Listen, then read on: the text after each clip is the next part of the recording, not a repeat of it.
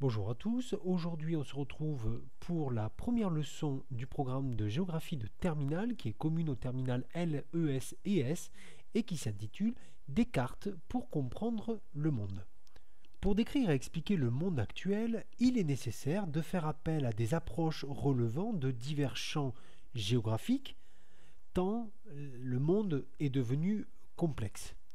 Or, dans ce contexte, les cartes qui permettent de visualiser plusieurs indicateurs, favorisent cette lecture multiple du monde.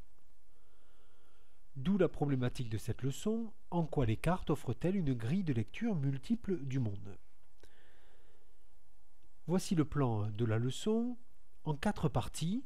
D'abord une lecture géopolitique du monde, une lecture géoéconomique du monde, une lecture géoculturelle du monde et enfin une lecture géo-environnementale du monde.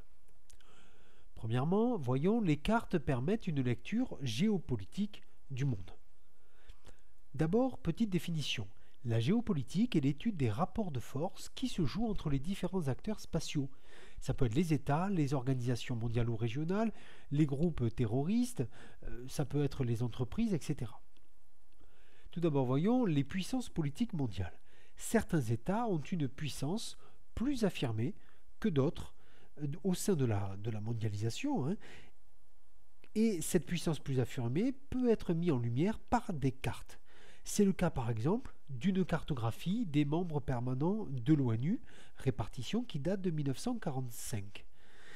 C'est le cas également d'une carte des interventions militaires qui peut montrer les capacités de projection militaire de certains États, les États-Unis, la France, mais également qui peuvent montrer les zones d'influence.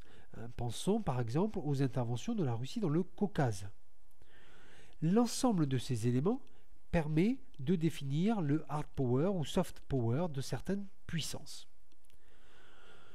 À l'épreuve du bac, il peut tout à fait y avoir une analyse de documents constituée de une ou deux cartes et qui peut vous amener à aborder les notions justement d'hard power, soft power.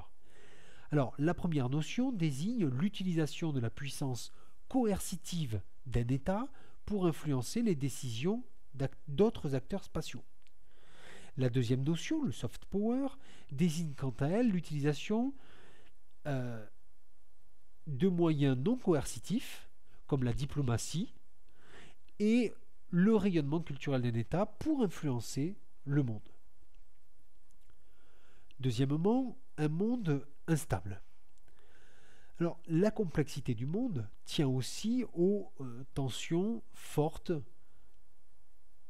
entre les États. On peut penser aux conflits interétatiques par exemple, ou à l'intérieur des États. Et là, les cartes, comme le montre la carte affichée, sont des puissants outils pour comprendre les dynamiques des conflits intérieurs, c'est-à-dire des guerres civiles.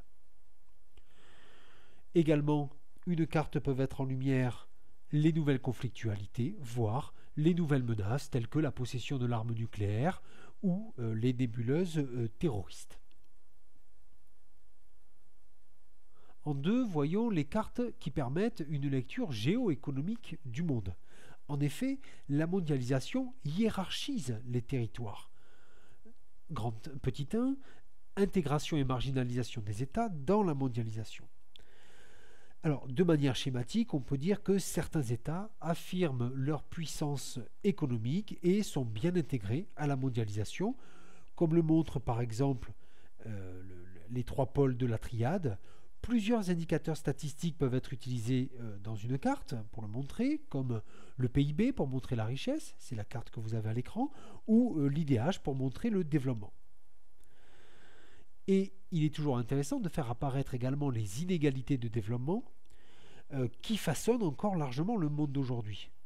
Les PMA, les pays les moins avancés, sont marginalisés dans la mondialisation. De même, à l'épreuve du bac, des cartes comparatives utilisant le ou les mêmes indicateurs mais à des dates différentes pourraient permettre de mettre en lumière l'émergence économique de certains pays.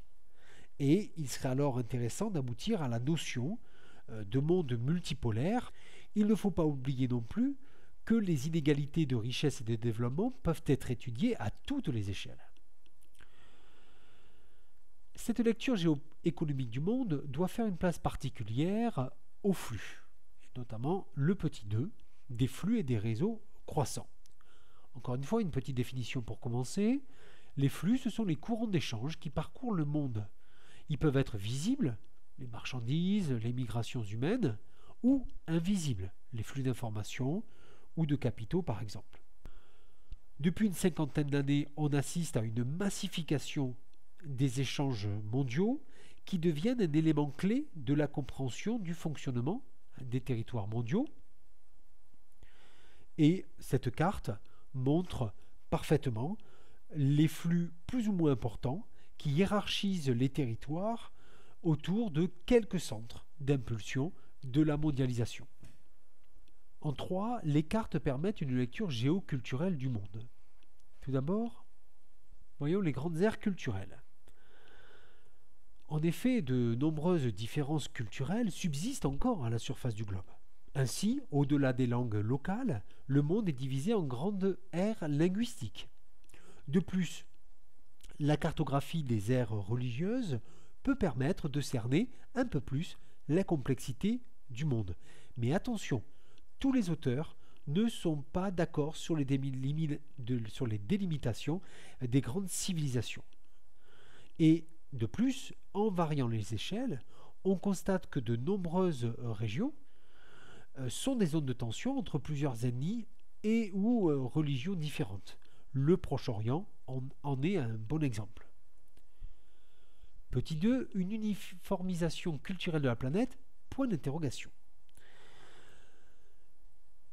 Alors, clairement, avec la mondialisation se pose la question d'une uniformisation culturelle à l'échelle mondiale. Ainsi, les classes moyennes ou supérieures des pays émergents adoptent souvent de nouveaux modes de vie, les rapprochant des modèles occidentaux.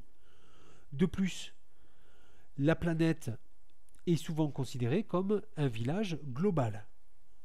Donc tout ça pose la question d'une convergence culturelle. En 4, les cartes permettent une lecture géo-environnementale du monde. Et tout d'abord, petit 1, les problèmes environnementaux se posent à l'échelle mondiale. En effet, on le sait, l'environnement subit des pressions importantes du fait du développement accéléré des populations.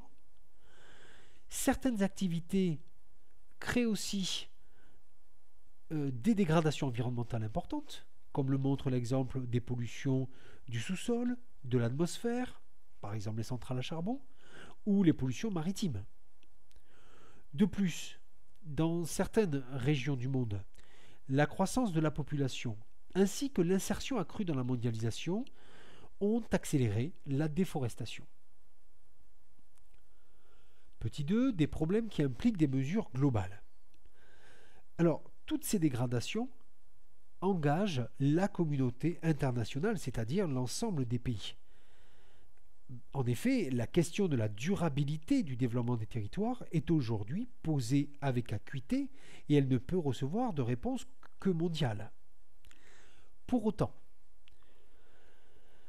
la gouvernance mondiale des problèmes environnementaux est encore loin d'être une réalité totale, comme le montrent les discussions lors des conférences sur le climat.